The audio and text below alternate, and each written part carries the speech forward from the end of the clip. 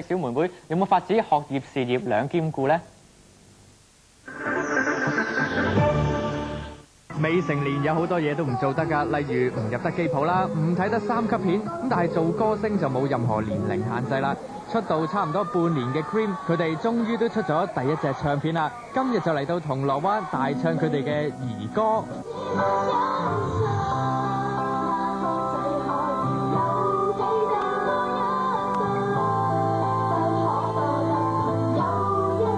3位小明星人仔細細，但係各有所長。唱主音嘅 Capo， 打鼓嘅 Rennie， 同埋彈琴嘅 Hilda。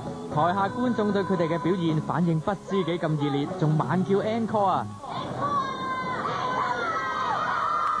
Cream 嘅經理人爸叔經驗咁豐富，繼余文樂之後，歌手嘅年紀越捧越細。咁細個嘅小朋友，爸叔咪要捧好耐？你知我嘅性格㗎啦，我最中意培養嗰啲豪氣之秀。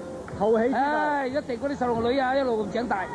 同埋好似Joko一樣，Joko我都係培養嗰啲12至16歲嘅，所以我係中意培養啲後生仔女嘅。由細個培養到大，咁啊第日成才係嘛？咁一定係啦，咁啊接班有人先得㗎，呢個歌壇同埋呢個體壇一定要接班人。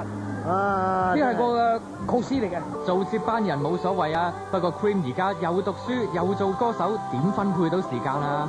我哋即係課後即係做晒功課溫晒書，放咗學之後先至去做出嚟做 function 啊，做活動錄音啊，即係練唱歌嗰啲嘅。有冇少咗時間溫書，考咗個少咗10零20分啊？都唔會嘅，因為我哋出嚟嗰時都可能會有時帶埋啲書啊，例如好似 Uncle Sam 個演唱會咁，我哋都會帶啲書出嚟溫啊，做功課咁咯。咁其實都冇咩特別嘅影響，因為咁我而家啱啱升上中一，咁都唔算好忙，咁所以都分配到時間。做咗小明星嘅佢哋有麝自然香，喺學校入邊自然吸引一班同學仔嘅注目。我哋喺學校就唔會講出邊啲嘢㗎咯，所以都唔會叫我哋簽名咯。一啲都冇講，一個都冇簽。少少啦。